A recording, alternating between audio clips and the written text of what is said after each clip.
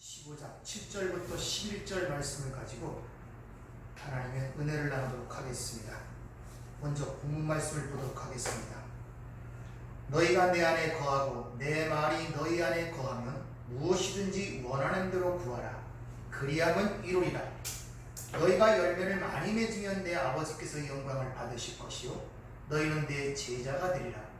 아버지께서 나를 사랑하신 것 같이 나도 너희를 사랑하였으니 나의 사랑 안에 거하라. 내가 아버지의 계명을 지켜 그 사랑 안에 거하는 것 같이 너희도 내 계명을 지키면 내 사랑 안에 거하리라. 내가 이것을 너희에게 이름은 내 기쁨이 너희 안에 있어 너희 기쁨을 충만하게 하려 함이라. 아멘. 오늘 11절 말씀을 보면은 내가 이것을 너희에게 이름은 내 기쁨이 너희 안에 있어 너희 기쁨을 충만하게 하려 하기 때문에 이 말씀을 하신다고 오늘 그렇게 일러주십니다. 따라서 여러분의 하나님의 말씀을 잘 받고 받아들여야 그 주님이 주시는 기쁨, 주시는 평안을 여러분 삶 속에 누릴 수 있다는 것이죠. 우리에게 주어진 모든 것들은 하나님의 은혜이며 선물입니다. 이것은 우리의 행위와 노력과 수고에 의해 얻어지는 것이 아니라 예수 그리스도와 연합됨으로 말미암아 그분으로 말미암아 주어진 모든 것들이 우리에게 값없이 거저 주어진다는 사실을 잘 기억하고 계셔야 돼요. 그러므로 우리 기독교에서는 이 그리스도와의 연합, 이것이 상당히 중요한 문제입니다.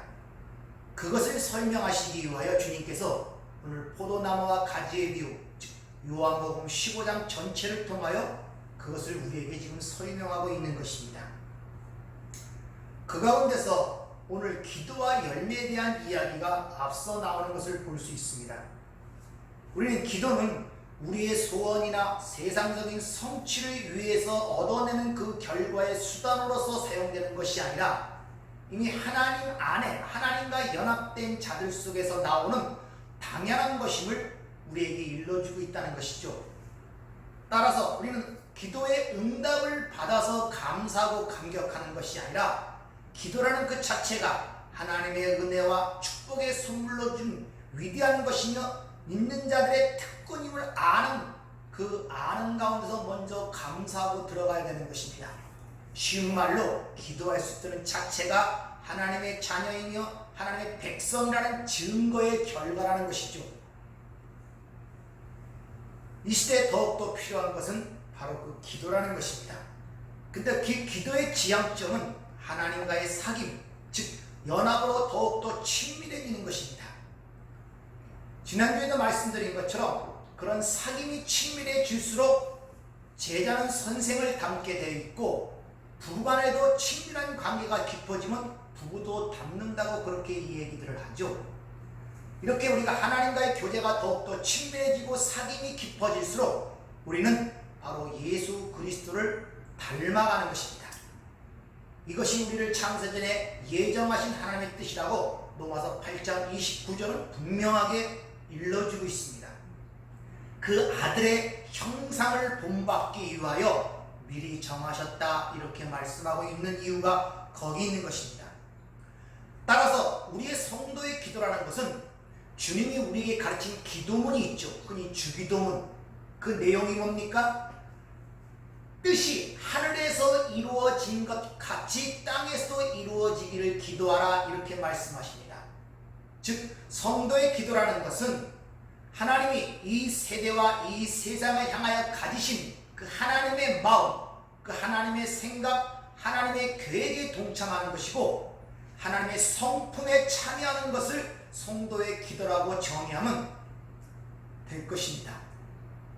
창세기 1장에 이미 우리 인간은 하나님의 형상대로 창조받았다 그러죠. 바로 그 내용을 우리의 기도의 내용으로 갖고 있어야 한다는 것입니다.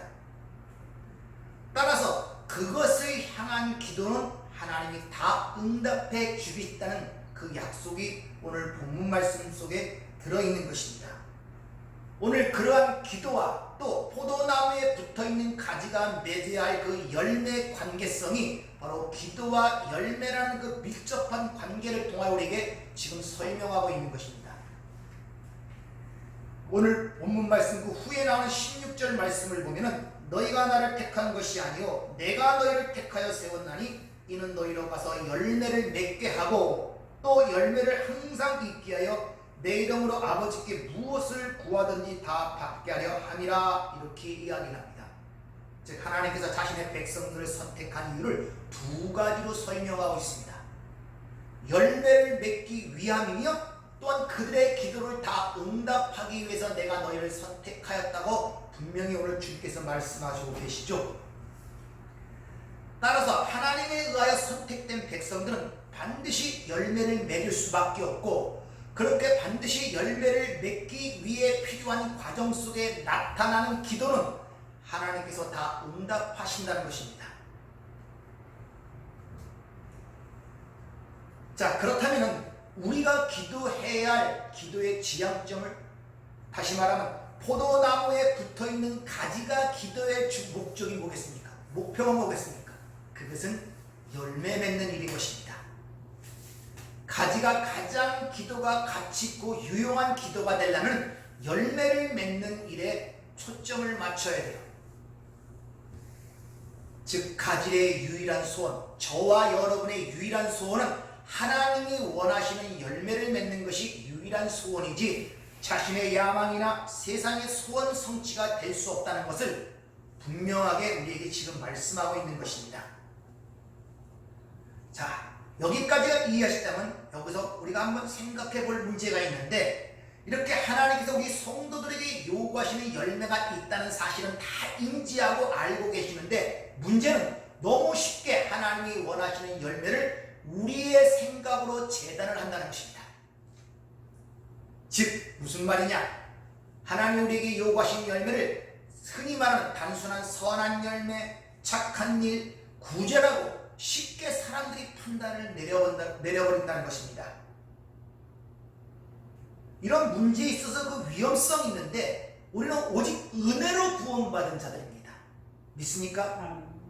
그런데 자칫 이것을 하나님이 원하시는 열매를 도덕적, 윤리적, 구제나 선함이나 착한 일로 생각하는 그 경우가 자칫 은혜로 구원받은 자가 율법주의로 빠질 수 있는 위험성이 있다는 데 문제가 있는 것입니다. 만일 일반적으로 생각하는 하나님이 요구하시는 열매가 그런 도덕적, 윤리적, 선행적인 것을 말한다고 한다면은 실제 그런 면에 있어서 세상에 사람들이 우리보다 더 많은 일들을 하는 분들이 많죠. 그런 면에 있어서 세상에 성자와 성인들이 얼마나 많습니까? 여러분들이 대부분 알고 있듯이 마하마트 간디라든지 알베르트 슈바이처 같은 분들은 참으로 그런 열매를 많이 맺는 분들이에요.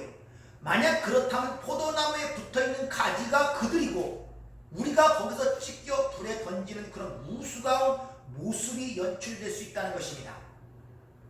따라서 하나님께서 우리에게 요구하시는 열매는 그러한 열매가 아님을 여러분들이 잘 인식과 자각을 하고 계셔야 됩니다.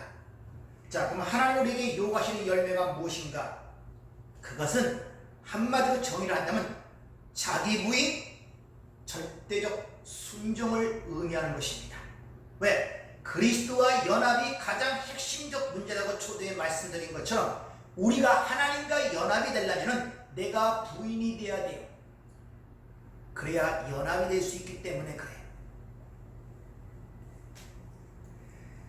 인간이 이 땅에서 태어나서 하는 모든 일들, 흙에 속한 자는 흙에 속한 자와 같다는 말씀처럼 의인은 없나니 하나도 없다는 말씀처럼 창세기 3장 이후에 인간들이 하는 모든 어떤 일들이라든지 하나님과 관계성을 맺지 못한 이들은 단지 하나의 죄일 뿐이라고 성경은 단호하게 이야기를 하고 있다는 것입니다.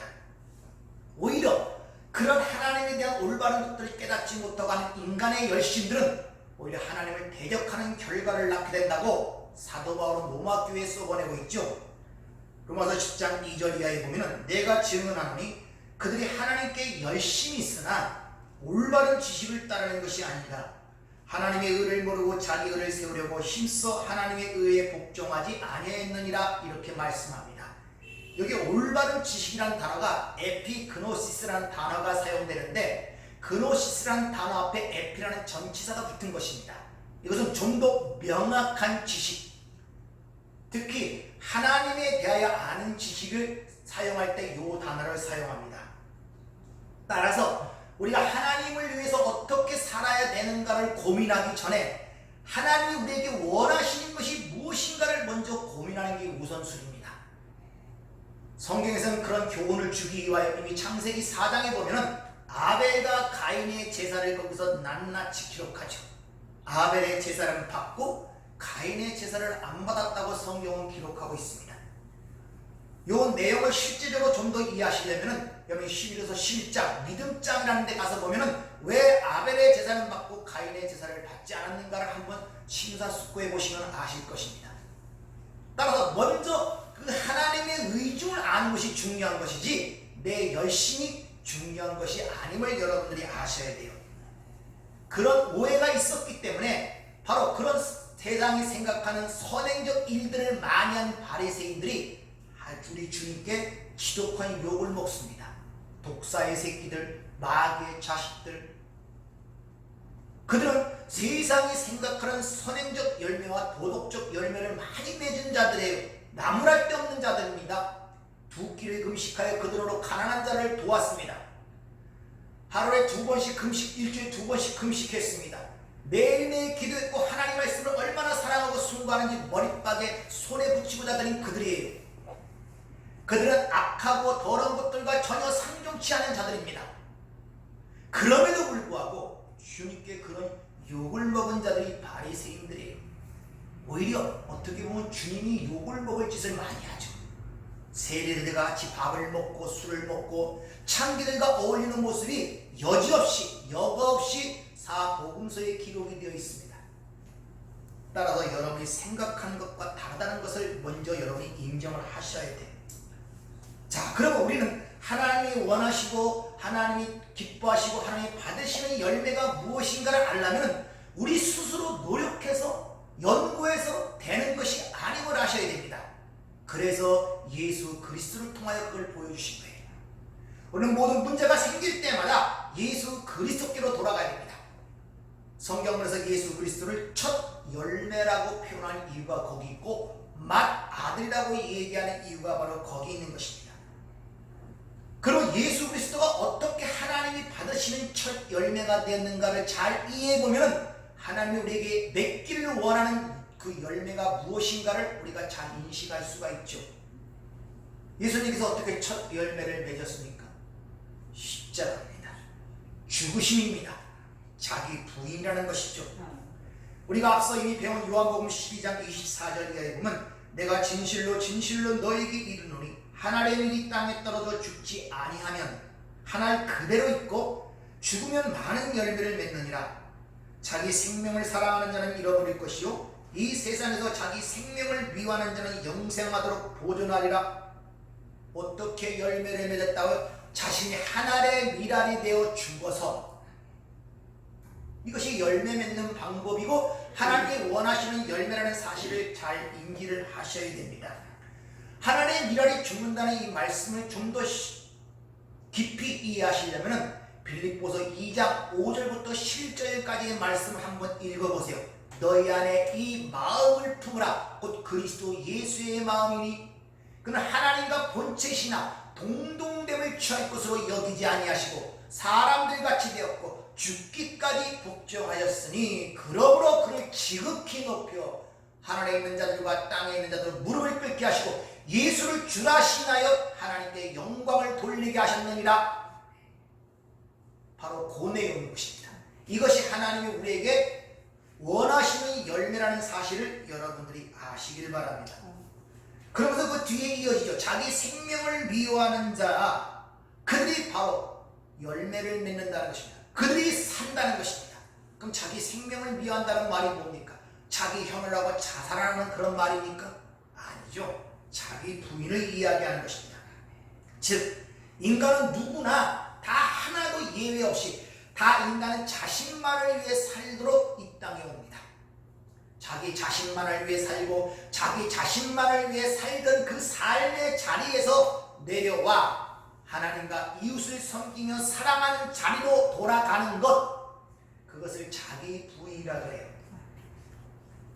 내가 왕이 되어 네가 하나님처럼 되려는 치명적 복을 갖고 나를 숭배하는 그 자리에 내려와 그 자리에 하나님을 앉혀드리는 것이 바로 자기 부인인 것입니다.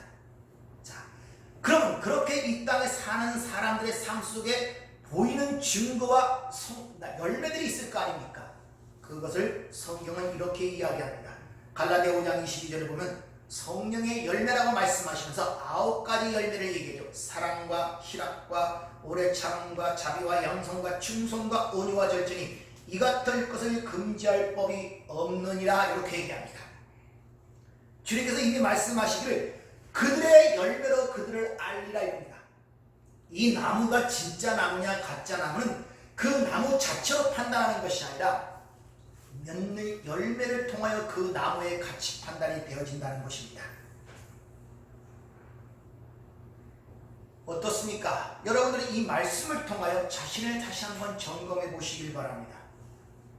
그런 열매를 맺지 못하는 나무는 다 불에 던져 사른다고 마태복음 7장 19절은 우리에게 말씀하시죠. 아무리 우리는 이리 보아도 저리 보아도 그런 열매가 맺히는가 안 맺히는가 참 불안하기조차 합니다. 그래서 복음을 알아야 돼요. 그래서 복음이 필요한 거예요. 만일 하나님이 우리에게 원하시는 열매가 어떤 선행적인 것이나 구제나 도덕적 윤리의 열매라면 그게 잘 되지 않고 어찌 하나님의 그런 요구하는 그런 것이 우리에게 복음, 기쁨이 되겠습니까? 짐이 되지. 세상 짐도 지고 하기 힘든데 거기다 그런 것까지 요구한다면 복음이라고 말할 수가 없는 것입니다. 오직 성령의 열매라고 표현된 이 단어를 보면 수유격이 아닌 주격입니다. 그러니까 성령이 맺으시는 열매예요. 우리가 맺는 열매가 아니라 성령이 맺으신 열매, 즉 하나님께서 성령을 통하여 그 열매를 맺게 하신다 이런 의미란 것입니다. 주님께서 보혜사 성령의 얘기를 14장에서 얘기하죠. 바로 내가 가한 것이 너에게 유익이다 이렇게 말씀하신 이유가 거기 있는 거예요. 그 보혜사 성령이 오셔야만이 그런 열매가 우리 안에 맺혀지고 하나님을 사랑하는 자로 하나님의 사랑을 계명을 지키는 자로 만들어 가기 때문에 내가 가는 것이 너에게 유익하다 이렇게 말씀하세요.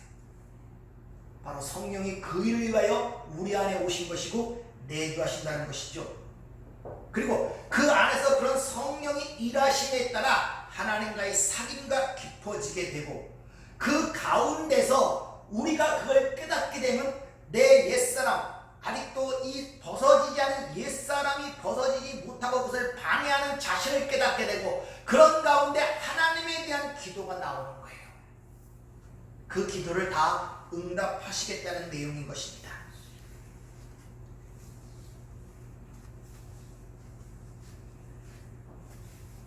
그런데 이러한 열매는 인간의 노력과 수고에 의해 되는 것이 아님을 가르치기 위하여 너희가 나를 떠나서는 아무것도 할 수 없다. 무슨 말이냐? 하나님에 의하여 예수라는 참 포도나무의 접붙임을 받은 가지만이 그런 열매를 맺을 수 있고 그런 열매를 맺는 과정 속에서 하나님에 의하여 이끌어낸 기도는 다 응답하시겠다는 그런 이야기인 것입니다. 포도나무에 붙어있는 가지만. 따라서 우리는 여기서 한번 생각해 볼 것이 바로 선행적인 문제가 따르는데 그게 바로 예수님과의 관계가 회복이 돼야 돼요. 예수님과의 관계. 여러분이 일상생활 속에서 예수님에 대한 얼마나 많은 생각들을 하고 모두 그래서 디모데후서 3장 15절에 보면 성경이 능히 너로 하여금 그리스도 예수 안에 있는 믿음으로 말미암아 구원에 이르는 지혜가 있게 하느니라 이렇게 이야기를 하고 있는 것입니다. 성경이 누구에 대하여 이야기하는 것이라고요? 예수에 대하여. 예수가 왜 이 땅에 오셨습니까? 우리를 아버지께로 이끌고 우리를 구원하시기 위하여. 그러면 성경에 이런저런 명령과 권고들이 얼마나 많습니까? 그럼 그런 권고들과 명령들이 우리를 협박을 하거나 경고를 줘서 그런 의미로 주는 메시지가 아니라 바로 내가 반드시 너희를 하나님의 백성으로 만들어내겠다는 하나님의 은혜로 들려야 한다는 것이죠. 이것이 바로 올바른 마음속에 하나님이 영을 갖고 있는 특징입니다. 따라서 하나님의 말씀을 법으로 받으면, 율법으로 받으면 죽고 은혜로 받으면 사는 것입니다. 따라서 은혜 받은 하나님의 백성들, 진리의 성령과 함께 이 길을 걸어가는 자들은 성경의 모든 말씀이 법으로 들리는 것이 아니라 하나님의 사랑의 외침, 은혜의 초청으로 이 말씀을 들릴 수밖에 없어요.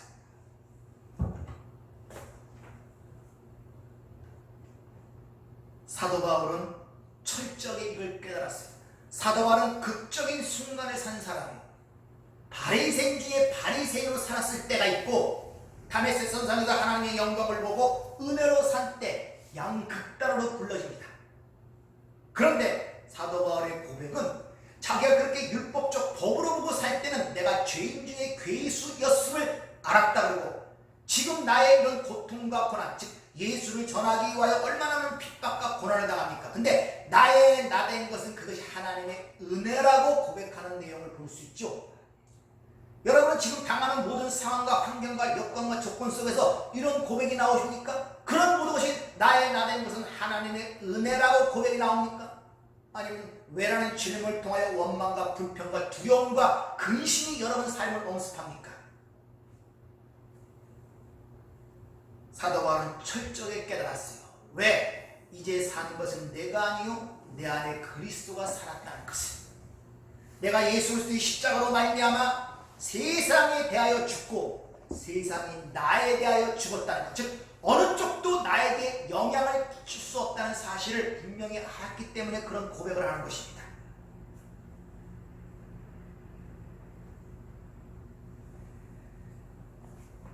이렇게 하나님의 성품에 참여하고 하나님 나라에 원하시는 열매를 맺히는 그 과정이 바로 신앙생활인데, 그 과정을 성경이 한마디로 표현하면 거룩이라고 표현하고 있어요.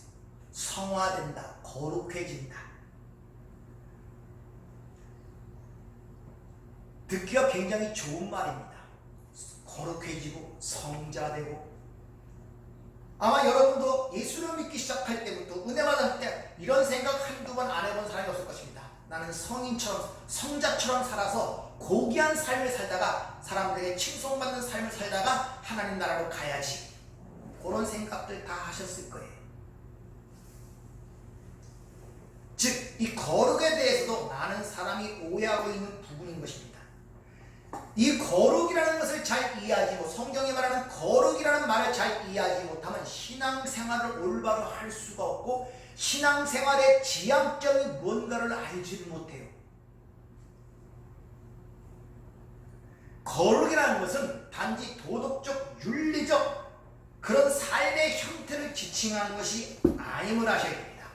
완전한 구별이에요. 하나님께로 봉헌된 것입니다. 하나님께로 성별된 것입니다. 하나님으로부터, 세상으로부터 나오라고 부르심을 받은 것입니다. 쉬운 말로 얘기하면 이 한국이라는 나라에 살고 있죠. 여기서 도덕적 착한 일 하나, 선한 일을 하나, 나쁜 일 하나, 모든 것은 다 이 나라에 속한 일이란 말입니다. 근데 거룩인 것은 그런 관계가 아니라 이 나라에서 하나님 나라로 옮겨진 상태를 거룩이라고 해요. 로마서 8장 2절 말씀을 따르면 죄와 사망이라는 법, 그 원리에 지배되는 삶에서 이제 생명과 성령을 지배하는 세계로 옮겨진 거예요. 고린도 15장에 의하면 흙에 속한 자와 하늘에 속한 자의 구별이 거룩이란 말입니다. 전혀 다른 차원의 이야기를 얘기하고 있는 거예요. 이 땅에서 단지 도덕적 선행을 이야기하는 것이 아니라, 따라서 다른 차원의 삶을 살기 때문에 필연적으로 이 차원에 살던 사람이 이 차원의 삶으로 옮겨지게 되면 보는 관점이 달라지게 돼요. 이걸 패러다임의 변화라고 합니다. 가치의 변화, 세계관의 변화.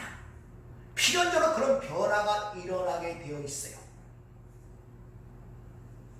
쉬운 말로 우리나라에서 살다가 미국으로 이민을 갔어요. 그럼 그 이민, 그 미국 법을 따르고 미국 법을 안 하고 미국의 삶의 형태를 배워야 되잖아요. 그래야 거기 자유롭게 살 수 있잖아요. 그런데 고집스럽게 아직도 이 한국에 살고 있던 습관과 그런 것들을 고집한다면 거기서 어떻게 제대로 살 수가 있어요? 마찬가지란 말입니다. 이미 우리는 하나님 나라 옮겨진 자들이고 하늘에 속한 자들이 되었다고 그러는데 아직도 세상에 갇힌 그 모든 사고방식과 사고의 체계로 모든 걸 바라보고 생각하기 때문에 이게 짐이 되고 무겁고 굴레가 되는 것입니다. 좀 더 실질적으로 얘기하면 죽음, 흔히 세상에 말하는 밥숟갈 놓는 것, 숨이 떨어지는 것, 돌아가는 것, 이 세상은 그거예요. 성경이 말하는 죽음이 뭔가를 알아야 되잖아요. 이게 패러다임, 가치관의 변화란 말입니다. 그 죽음이라고 할 때 세상에 생각하는 죽음으로 그 문제를 바라보니 어찌 삶의 변화를 가져올 수 있고 거기서 벗어날 수가 있겠습니까? 그래서 그런 구별점을 얘기하기 위해서 하나님과 하나님 나라는 거룩하다고 정의를 해버리고 내가 거룩하니 너희도 거룩하다 이렇게 우리에게 거룩하라고 명령하시는 이유가 거기 있는 것입니다. 이런 예를 찾아보면 여러 군데가 있겠지만 세 구절만 찾아보죠. 베드로전서 1장 15절 오직 너희를 부르신 거룩한 이처럼 너희도 모든 행실에 거룩한 자가 되라. 기록되었을 때 내가 거룩하니 너희도 거룩할지어다 하셨느니라. 너희를 부르신 거룩한 이처럼 너희도 모든 행실에 거룩한 자가 되라. 그러면서 그 말만 보면은 그래 이제 세상으로부터 칭송받는 착하고 선한 삶과 굳이 않은 삶을 살아야지 라고 이해하는데 그 뒤에 내가 거룩하니 너희도 거룩하라 이 말씀이 붙어있죠. 차원이 다른 거룩이란 말입니다. 레위기 11장 45절도 나는 너희 하나님이 되려고 너희를 애굽 땅에 인도하여 낸 여호와라. 내가 거룩하니 너희도 거룩하라 이렇게 이야기합니다. 즉 무슨 말이냐, 내가 너를 애굽 땅에서 인도해낸 것도 구별시키기 위해서 거룩하게 만들기 위해서 너를 건져냈다는 것입니다. 아니 에베소서에 의하면 창세전의 계획, 너를 선택한 이유가 너를 구별되게 즉 거룩하게 만들기 위해서 창세전에 선택했다고 에베소서 1장 4절은 우리에게 일러주고 있다는 것입니다. 선택의 목적도 거룩이라고 그렇게 이야기를 하고 있다는 것이죠. 그래서 이 거룩이 무언가를 설명하기 위해서 아브라함의 후손들을 일부러 애굽, 세상을 상징하는 애굽으로 집어넣어서 모세를 통하여 그를 다시 애굽에서 이끌어내시는 모습으로 거룩이 무엇인가를 설명하고 신약에서는 세상을 상징하는 바벨론에 있는 그 백성들에게 거기서 나오라 하는 말씀으로 그걸 또 설명하고 있다는 것입니다. 그래서 우리 교회를 에클레시아, 세상으로부터 불러냄을 받은 무리, 이것을 교회 에클레시아라고 그렇게 이야기를 하고 있습니다. 그런데 내가 거룩하니 너희도 거룩하라 이런 명령인 동시에 또 다른 말씀이 있는데 그것이 고린도서 1장 30절 말씀입니다. 너희는 하나님으로부터 나서 그리스도 예수 안에 있고 예수는 하나님께로부터 나와서 우리에게 지혜와 의로움과 거룩함과 구원함이 되셨으니 즉 거룩은 우리 자신이 만들어가는 것이 아니라 예수 그리스도가 너의 거룩함이 되었다 또 이렇게 말씀하세요. 자신의 백성들에게 내가 거룩하니 너희도 거룩하라 명령하시고 또 여기서는 예수님이 너희 거룩이 되었다 이렇게 말씀하고 있다는 것이죠. 이렇게 하나님이 맺어야 할 거룩한 면이 있는 반면에 우리가 맺어야 할 거룩한 면이 있다는 이중적 사실을 우리에게 일러주고 있어요. 이 부분을 잘 이해하셔야 신앙생활을 바르게 할 뿐만 아니라 이 신앙생활 자체가 나에게 짐이 되지 아니할 수가 있습니다.